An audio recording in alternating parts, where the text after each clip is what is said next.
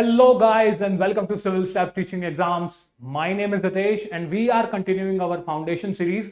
और foundation series में आज का जो हमारा टॉपिक होने वाला है वो रहेगा आपका रेप्लिकेशन इनिशिएशन इन प्रोकैरियोट्स। तो इस वीडियो के माध्यम से हम जानेंगे कि जो प्रोकैरियोट्स हैं आपके, जैसे कि आपके पास एस्चेरिचिया कोलाई है आपके पास, उसके अंदर जो डीएनए रेप्लिकेशन है उसकी इनिशिएशन कैसे होती है, कौन कौन से उसमें प्रोटीन्स जो है इन्वॉल्व होते हैं, कौन कौन से सीक्वेंसेस हैं, तो उनको हम पूरा यहाँ पे डिटेल में स्टडी करेंगे।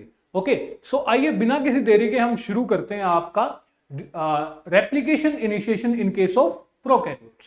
तो देखिए, सबसे पहले अगर रेप्लिकेशन इनिशिएशन इन प्रोकैरियोट्स की अगर मैं बात करूं तो इसके लिए जो मॉडल यूज किया जाता है उसको हम कहते हैं द रेप्लिकॉन मॉडल। ठीक है, रेप्लिकॉन मॉडल का यूज करके ही हम एक्सप्लेन करते हैं आपकी प्रोकैरियोटिक रेप्लिकेशन इनिशिएशन। तो आपका रेप्लिकॉन मॉडल जो है ये कहता क्या है? रेप्लिकॉन जो आपका मॉडल है उसका कहना है कि आपके रेप्लिकेशन इनिशिएशन में दो कंपोनेंट्स जो हैं वो मेन आपका पार्ट प्ले करते हैं। ओके, उनमें से एक जो है वो है आपका रेप्लिकेटर और दूसरा है इनिशिएटर।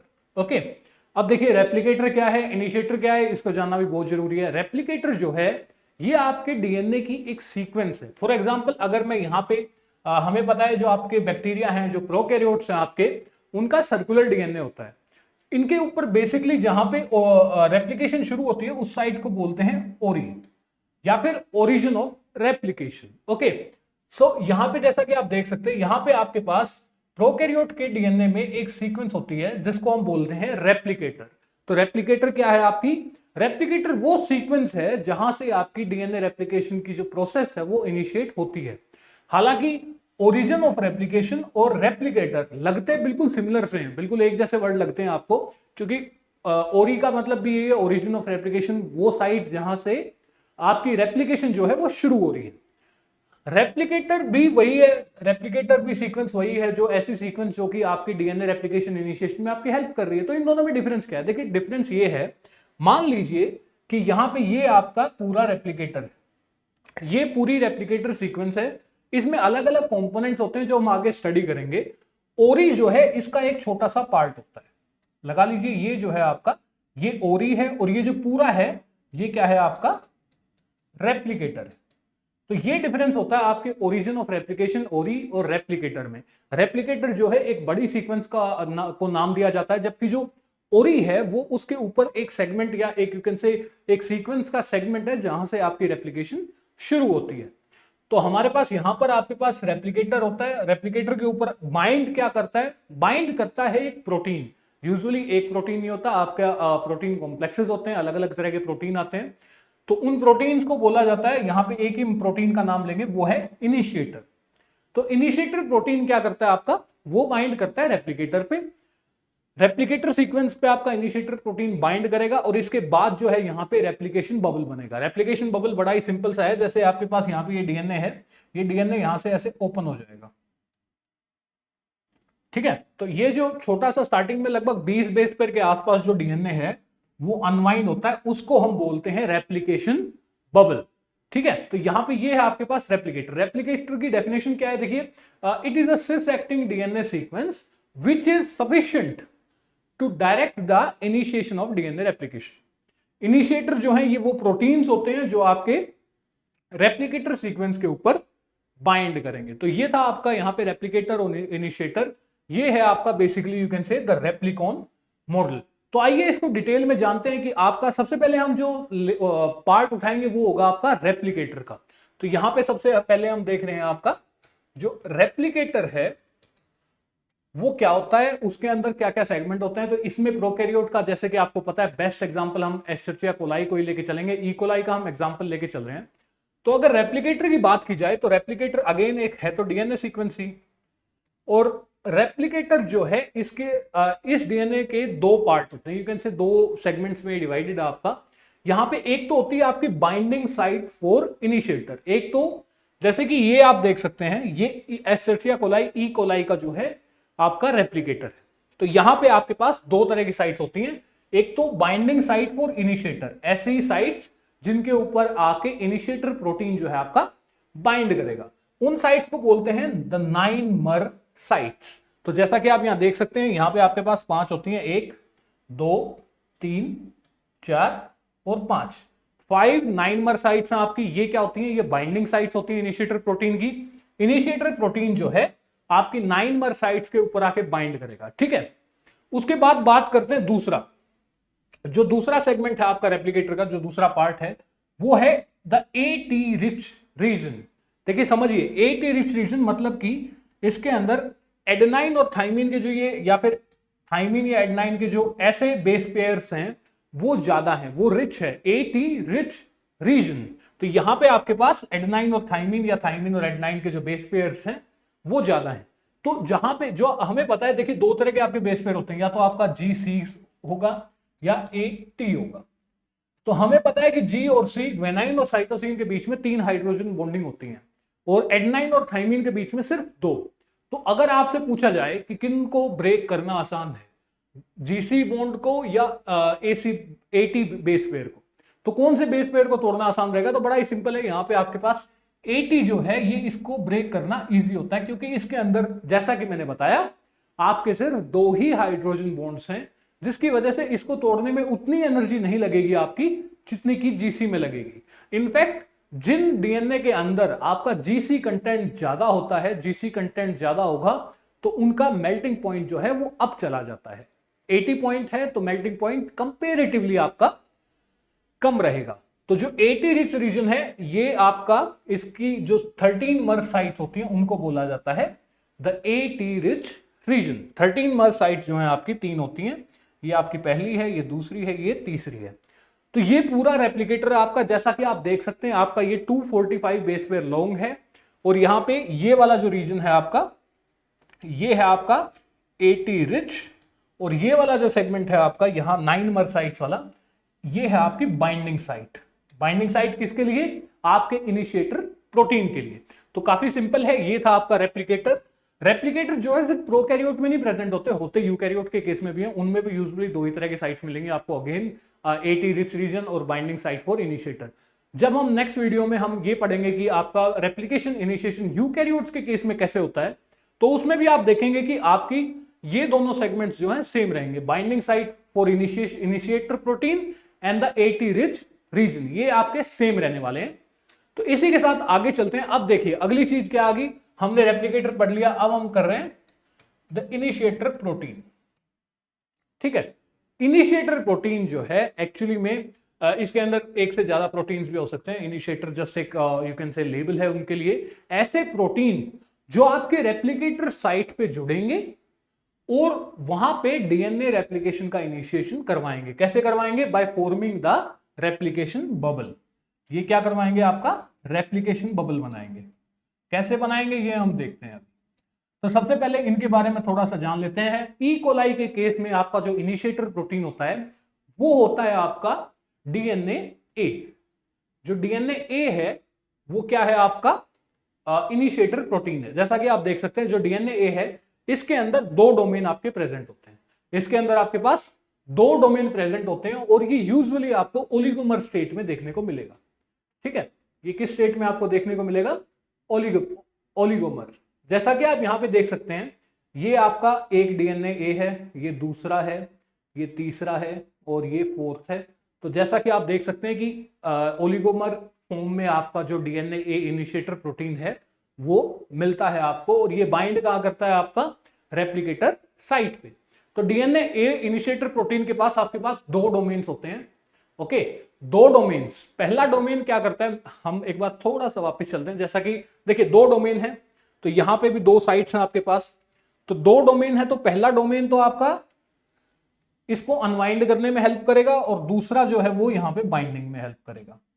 ठीक है, तो आपके 2 डोमेन है। पहला डोमेन क्या करता है? वो रेप्लिकेटर की बाइंडिंग साइट के ऊपर जाके जुड़ेगा। जो दूसरा डोमेन है आपका वो क्या कर रहा होगा उसी टाइम पे? बाइंडिंग के बाद वो क्या करेगा? जो आपका 80 रिच रीजन है, या जिसको हम 13 मर रिपीट्स भी बोलते हैं, 3 रिपीट थे वहां पे आपके, वहां उसकी अनवाइंडिंग, वहां पे जो आपकी 2 डीएनए स्ट्रैंड्स हैं उनको अनवाइंड करने की कोशिश करेगा। तो ये है आपके 2 जो मैं कहूंगा कि डोमेन्स है डीएनए ए के। देखिए किस तरीके से ये आपका डीएनए ए जो है ये ओलिगोमेरिक फॉर्म में आपका काम करता है। तो देखिए ये आपके पास एक डबल स्ट्रैंडेड डीएनए, जैसा कि आप यहां पे देख भी पा रहे होंगे। तो यहां पे डीएनए ए ओलिगोमर जो है वो आपकी 9 मर रिपीट्स पे जो आपका बाइंडिंग साइट है जो कि इनिशिएटर की, वहां पे कुछ इस तरीके से बाइंड करेगा और डीएनए की कुछ इस तरीके से सुपर कॉइलिंग करवा देगा। हालांकि ये टिपिकल सुपर कॉइलिंग नहीं है, ये जस्ट मैंने वर्ड यूज किया है। तो इसकी वजह से होगा क्या कि जो आपका डीएनए एटी रिच रीजन है उसके ऊपर स्ट्रेन पड़ेगा और यहां पे आपका रेप्लिकेशन बबल बन जाएगा। ठीक है, ये जैसा कि आप देख रहे हैं ये है आपका रेप्लिकेशन बबल। रेप्लिकेशन बबल में लगभग 20 बेस पेयर्स को अनवाइंड किया जाता है, लगभग 20 बेस पेयर जो है डीएनए के आपके वो खुल जाते हैं। जहां पे ये बनता है उसको हम क्या कह रहे हैं, रेप्लिकेशन बबल। अब रेप्लिकेशन बबल बन गया है, ठीक है, लेकिन रेप्लिकेशन ऐसे तो शुरू नहीं हो सकती। रेप्लिकेशन को शुरू होने के लिए आपको काफी और भी एंजाइम्स चाहिएंगे, जैसे कि आपको हेलिकेजेस चाहिएंगे, हेलिकेजेस को लोड करने के लिए हेलिकेज लोडर चाहिएंगे, काफी सारे प्रोटीन चाहिएंगे आपको। तो उनकी बाइंडिंग में भी आपका जो डीएनए है वो हेल्प करता है। इसी के साथ साथ यहां पे एक चीज ध्यान देने वाली ये है कि ये जो रेप्लिकेशन बबल बना है जो कि 20 बेस पेयर का है, डीएनए जो ए है आपका, देखिए ये नॉर्मल मैंने इसको डीएनए ए की तरह नहीं रखा है, इसमें एन और ए जो है वो आपके स्मॉल है, डी जो है आपका कैपिटल है। तो डीएनए ए प्रोटीन जो है आपके पास वो इन 20 बेस पेयर्स को ना कि खोलता है बल्कि इनको इसी स्टेट में रखता भी है, ताकि दोबारा से आपकी, जैसा कि आपको पता है कि डीएनए क्योंकि कॉम्प्लीमेंट्री सीक्वेंस है तो दोबारा से जुड़ने के चांसेस होते हैं। तो डीएनए ये भी इंश्योर करता है कि आपकी जो दोनों स्ट्रैंड्स हैं वो अलग रहें, ताकि बाकी के जो प्रोटीन्स हैं जो कि रेप्लिकेशन में काम आने वाले हैं वो भी आके जुड़ सके वहां पे आपकी सीक्वेंस के ऊपर। तो इसी के साथ अब हम चलते हैं, देखिए अब थोड़ा सा यहाँ पे डिटेल में देखते हैं कि आपका जो डीएनए रेप्लिकेशन इनिशिएशन है इन केस ऑफ प्रोकैरियोट्स वो काम कैसे करता है। तो यहां पे आपके पास स्टेप्स लिखे हैं और यहां पे उन स्टेप्स की डायग्रामेटिक आपके पास रिप्रेजेंटेशन है।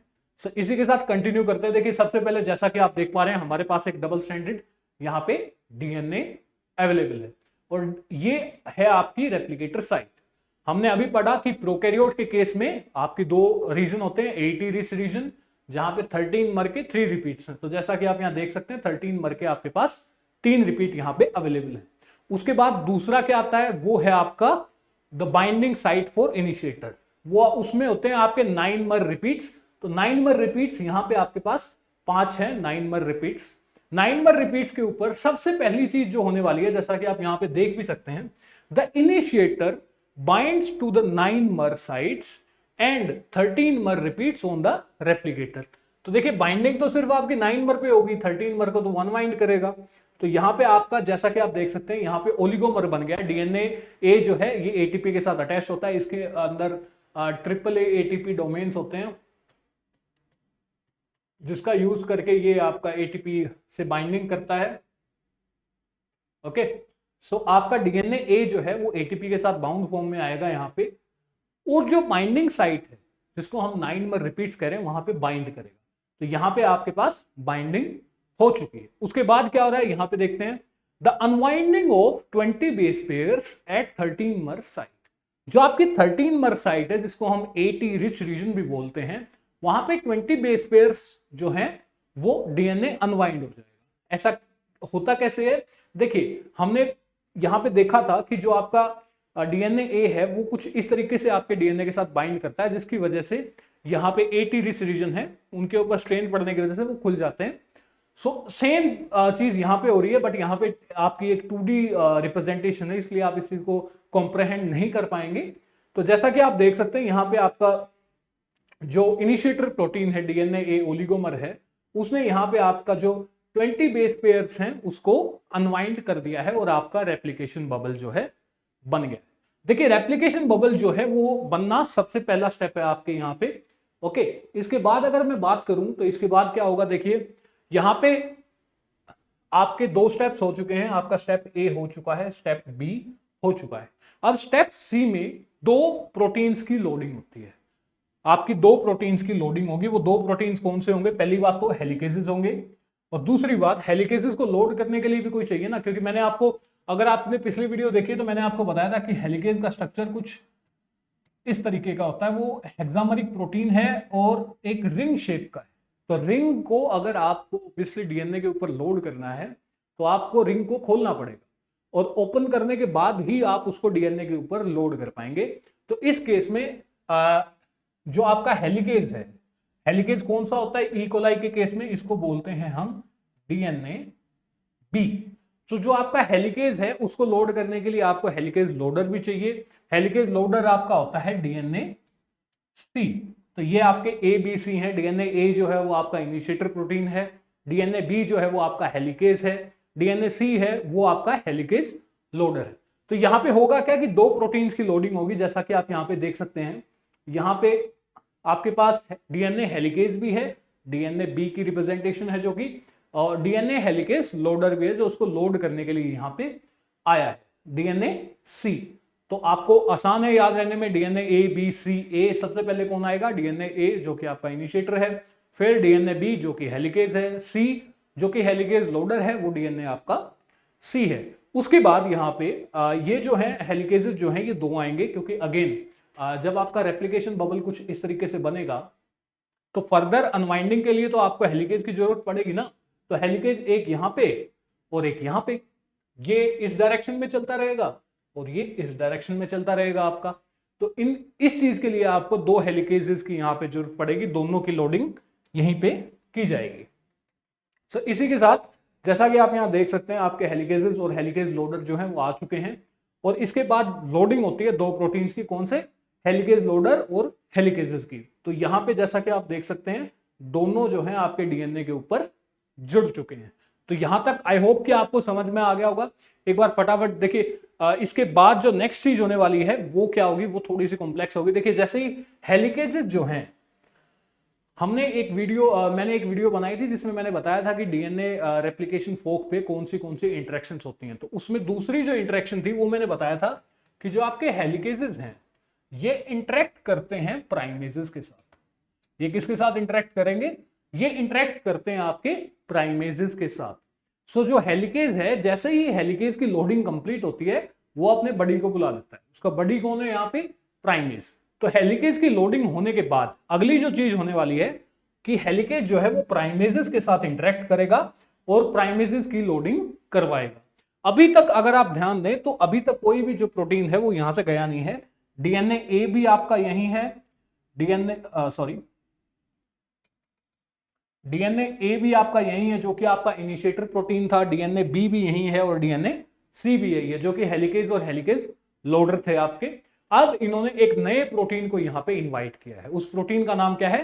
प्राइमेजेस। प्राइमेजेस क्या करते हैं? हमें पता है कि प्राइमेजेस क्या करेंगे आपके, ये प्राइमर सिंथेसिस करते हैं आपका। प्राइमर सिंथेसिस की जरूरत डीएनए रेप्लिकेशन, डीएनए जो आपका पॉलीमरेज है उसको जरूरत पड़ती है प्राइमर टेम्पलेट जंक्शन की। उसके बिना वो डीएनए रेप्लिकेशन कर नहीं सकता। तो इसके लिए प्राइमेजेस जो हैं वो, हेलिकेजेस और प्राइमेजेस दोनों ही काफी इंपॉर्टेंट है। यहाँ पे हेलिकेज का काम है डीएनए की अनवाइंडिंग करते रहना और प्राइमेजेस का काम है जैसे जैसे डीएनए की अनवाइंडिंग हो रही है वहां पे प्राइमर सिंथेसिस करते जाना। और इसी के साथ ये भी है कि जो आपके हेलिकेजेस हैं, प्राइमेजेस हैं और जो डीएनए पॉलीमरेजेस हैं ये एक दूसरे के साथ इंटरेक्ट करते रहते हैं। तो इसी के साथ हम आगे चलते हैं। देखिए अब आगे क्या हो रहा है, जैसा कि मैंने बताया कि आपके प्राइमेजेस को डीएनए हेलिकेज ने इंटरेक्ट करके बुला लिया है। तो जैसे ही अब यहाँ पे क्या होगा कि जैसे ही आपके प्राइमेजेस आएंगे तो प्राइमेजेस के आने के बाद जो आपके प्राइमेजेस लोड हो चुके हैं यहाँ पे, और जैसा कि आप देख रहे हैं जो हेलिकेजेस और प्राइमेजेस हैं ये एक दूसरे की क्लोज प्रोक्सिमिटी में प्रेजेंट है, ये एक दूसरे के साथ इंटरेक्ट कर रहे हैं और प्राइमर सिंथेसिस जो है यहाँ पे आपका शुरू हो गया है। प्राइमर सिंथेसिस जैसा कि आप देख सकते हैं, नेक्स्ट स्टेप में हम चलते हैं। तो जैसे ही आपका आरएनए प्राइमर सिंथेसिस जो है वो शुरू हो जाएगा, आपके हेलिकेज लोडर जो है वो रिलीज कर दिए जाएंगे। उसी के साथ साथ हेलिकेज जो है वो इंटरेक्ट करेगा डीएनए पॉलीमरेज 3 होलो एंजाइम से। किससे इंटरेक्ट करेगा? आपके डीएनए पॉलीमरेज 3 होलो एंजाइम से। क्योंकि अभी देखिए डीएनए पॉलीमरेज की जो दोनों डिमांड थी वो पूरी हो चुकी है, डीएनए अनवाइंड भी हो चुका है और उसी के साथ साथ प्राइमर भी जुड़ गया। तो प्राइमर टेम्पलेट जंक्शन जो आपको बहुत ही जरूरी है डीएनए पॉलीमरेज के लिए, वो भी यहां पे अवेलेबल है अब। तो जो प्राइमर टेम्पलेट जंक्शन है वो भी अवेलेबल है और डीएनए जो है वो अनवाइंड भी हो रहा है। तो अब क्यों ना जो आपके मेन प्रोटीन है डीएनए पॉलीमरेज 3 होलो एंजाइम जो है आपका, उसको बुलाया जाए यहाँ पे। तो जैसा कि आप देख सकते हैं यहाँ पे आपके पास स्ट्रक्चर है, इसको एक्चुअली में जो आपका होलो एंजाइम का स्ट्रक्चर है इसको हम थोड़ा सा अलग से बना के समझते हैं। देखिए इसमें होता क्या क्या है, क्योंकि वहां पे डायग्राम जो है वो आपका इतना बड़ा नहीं था, यहाँ पे समझते हैं। देखिए सबसे पहले यहाँ पे क्या होगा, कुछ इस तरीके का स्ट्रक्चर होता है आपके डीएनए पोल 3 होलो एंजाइम का। इसमें काफी प्रोटीन्स जो है वो इन्वॉल्व होते हैं। ओके, इसके बाद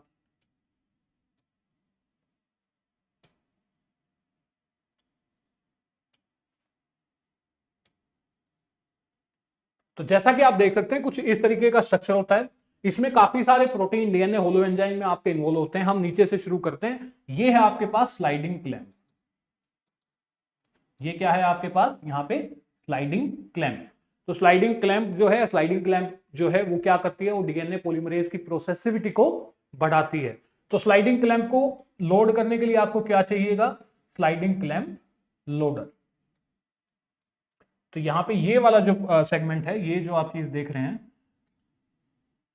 ये है आपका स्लाइडिंग क्लैंप लोडर, जिसके ऊपर एक स्लाइडिंग क्लैंप प्रेजेंट है। और जैसा कि आप देख सकते हैं ये यहां पे ओपन कॉन्फ़िगरेशन में तैयार है। ठीक है, उसके बाद ये जो आपको प्रोटीन्स दिख रहे हैं, जो आपको क्लब शेप्ड, ये कैसे प्रोटीन्स हैं आपके, क्लब शेप्ड प्रोटीन है, इनको बोला जाता है आपका, इसी साइड लिखता हूं मैं, टो प्रोटीन्स।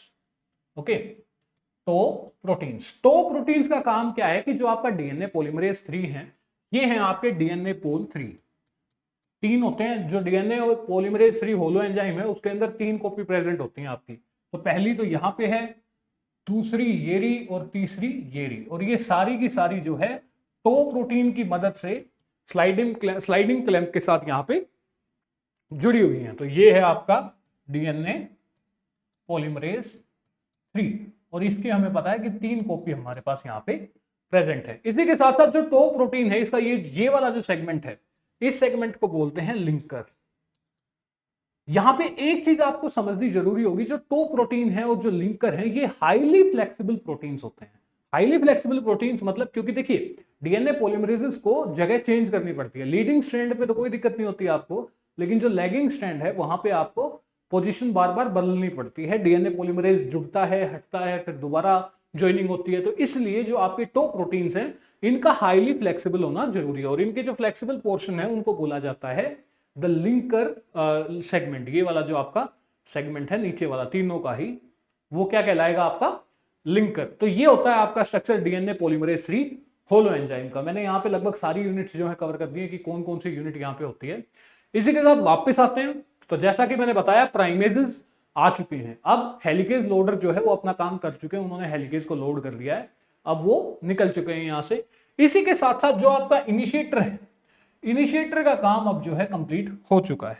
इनिशिएटर का काम जैसे ही कंप्लीट होता है, इनिशिएटर भी जो साइट को लीव करने लग जाता है। जैसा कि आप देख सकते हैं, डीएनए ए जो है वो अब धीरे धीरे यहां से निकलने लग जाएगा, क्योंकि अभी जो आपके मेन एंजाइम्स हैं, जो डीएनए पॉलीमरेज 3 होलो एंजाइम है वो आ रहा है, वो भी 2 आएंगे आपके।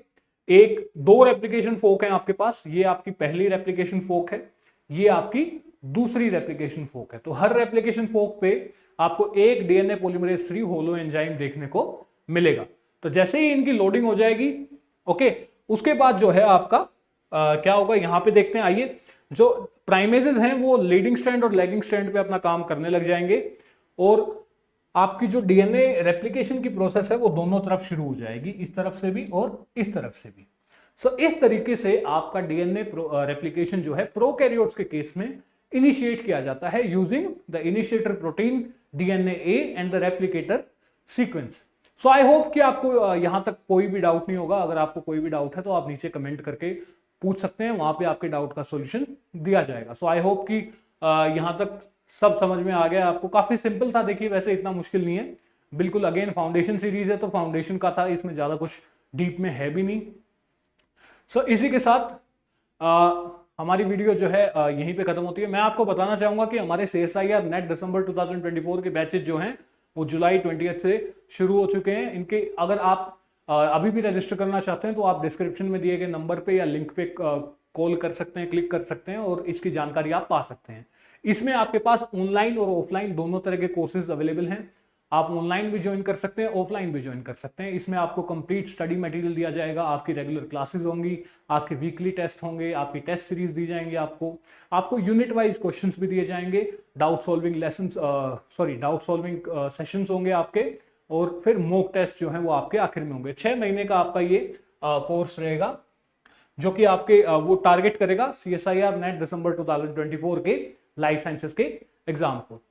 सो इसी के साथ अगर आपको जैसे ये वाली आपकी पीपीटी है, इसकी PDF अगर आपको चाहिए तो आप हमारे टेलीग्राम चैनल को ज्वाइन कर सकते हैं। वहां पे इसके साथ साथ आपको और भी काफी फ्री कंटेंट जो है देखने को मिलेगा, जैसे कि आपको MCQs मिल सकते हैं, प्रीवियस ईयर क्वेश्चंस मिल सकते हैं।